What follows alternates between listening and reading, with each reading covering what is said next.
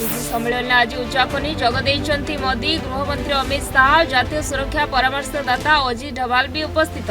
शेष दिन में साइबर अपराध, गंजेई चालाणरू ब्राउन सुगार ठू आरंभ कर तट सुरक्षा, माओ मुकाबिला रणनीति नहीं आलोचना, विभिन्न प्रसंग को नहीं चली मानस मंथन। कटक परिवा मार्केट रे जगाण विभाग चढ़ाऊ, चढ़ा दर में आलू बिक्री होइतेबा अभियोग पर कटक कृषक बाजार रे रेड, आलू 40 टंकारु अधिक टंका बिक्री कले हेब दृढ़ कार्यानुष्ठान।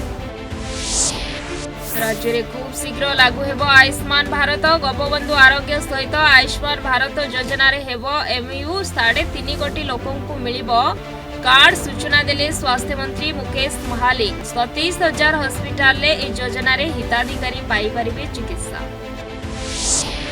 चिकित्साधीन अवस्था बहुर मृत्यु, पुअर अवस्था गुरुतर, आयुषी चली चिकित्सा। बारसिंगा गुड़ीसाही काली पेट्रोल ढाली जाली देइतिला बापा, सेबळे वृद्ध बापा को अटक रखी पचराउचरा करुछि पुलिस।